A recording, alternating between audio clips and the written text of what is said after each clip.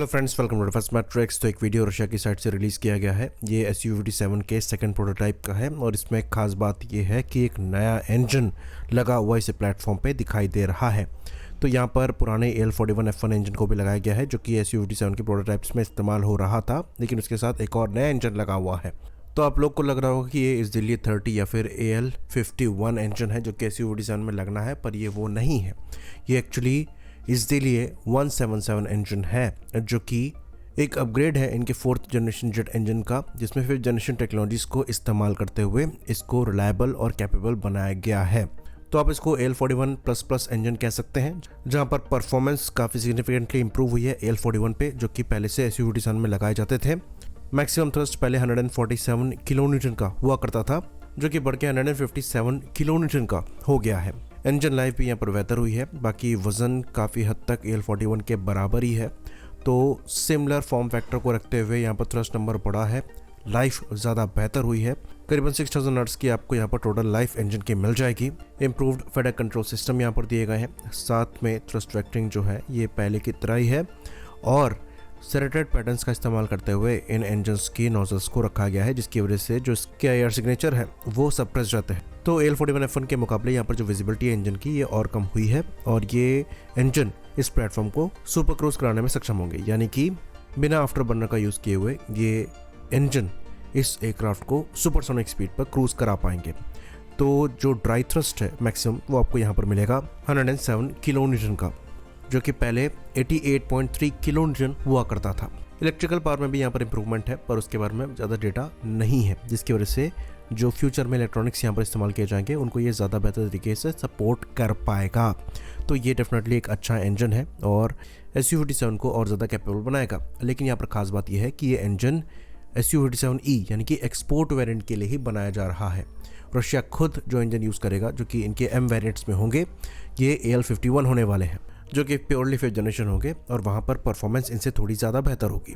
तो dry thrust almost similar होगा, पर वेट थ्रस्ट वहाँ पर आपको ऑलमोस्ट 167 किलोन्यूटन का मिलेगा, जो कि ऑलमोस्ट 10 किलोन्यूटन ज़्यादा होगा इसदिली 177 से। ये बात भी हम आपको बता दें कि इसका एक और वेरिएंट जिसको इसदिली 177S कहा जाता है, जो कि AL-31 पर एक अपग्रेड है, इंडिया को ऑफर किया गया है सुपर सुखोई अपग्रेड के लिए, जहाँ पर परफॉर्मेंस इंप्रूव होती हुई दिखाई दे रही है और इवन लोकल मैन्युफैक्चरिंग भी उन इंजन्स की ऑफर करी गई है। तो ये जो टेस्ट किया जा रहा है ये मोस्ट लाइकली एक्सपोर्ट वेरिएंट के लिए किया जा रहा है और इंडिया को भी जो SU-57 ऑफर किया गया है वो इन्हीं इंजन्स के साथ ऑफर किया गया है।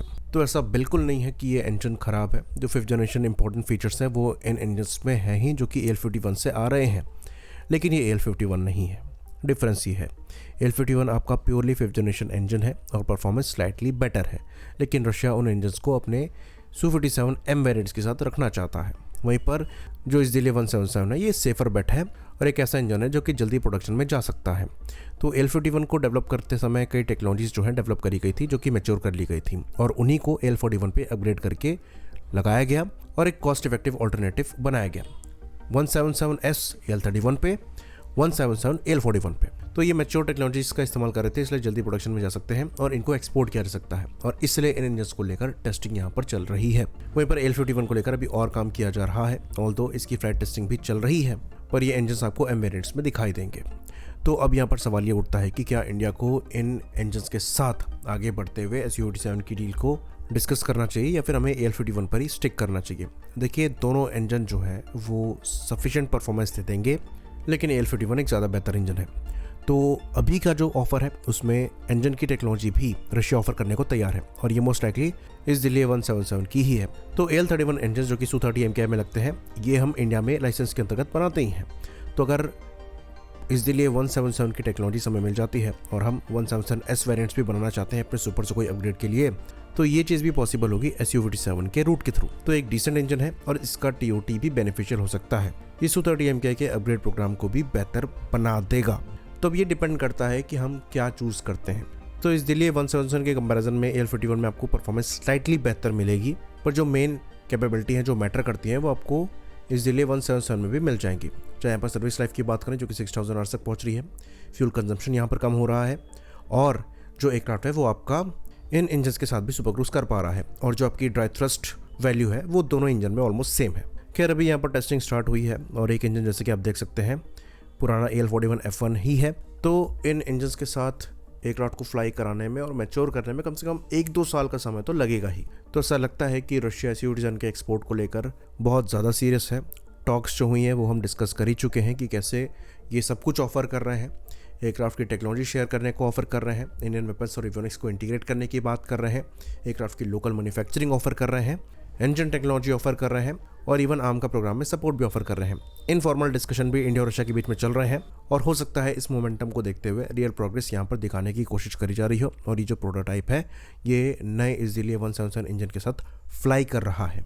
तो जैसे जैसे डिस्कशन आगे बढ़ रहा है उसको देखते हुए ऐसा लगता है कि जो F-35 है उसको लेकर तो हम आगे नहीं बढ़ने वाले। इवन भारत शक्ति में भी एक आर्टिकल पब्लिश हुआ था जहां पर ये बताया जा रहा था कि मोस्ट लाइकली यहां पर F-35 को डिच करते हुए हम SU-57 की तरफ आगे बढ़ेंगे और उसके पीछे जो बड़ा रीज़न बताया गया था ये वही था जो कि हम इतने दिनों से डिस्कस करते आ रहे हैं, यानी कि F-35 को लेकर जो US कंट्रोल रखता है, जो टेक्नोलॉजी शेयरिंग वो डिनाई करता है, साथ ही साथ मॉडिफिकेशन भी वो जो डिनाई करता है, ये हमारे लॉन्ग टर्म यूज़ के लिए सही नहीं है।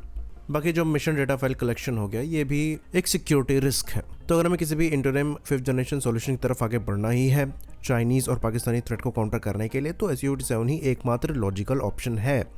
लेकिन यहाँ पर नंबर्स हम बहुत बड़े नहीं रख सकते क्योंकि वो आमका के प्रोग्राम को अफेक्ट कर सकता है। तो अगर बहुत बड़े नंबर नहीं होंगे तो लोकल प्रोडक्शन का सवाल ही नहीं उठता, और अगर लोकल प्रोडक्शन का सवाल नहीं उठता है तो क्या खाली एक्सपोर्ट वेरिएंट पर सेटल होना सही होगा जहाँ पर हम इंजन को लेकर भी कॉम्प्रोमाइज़ करेंगे?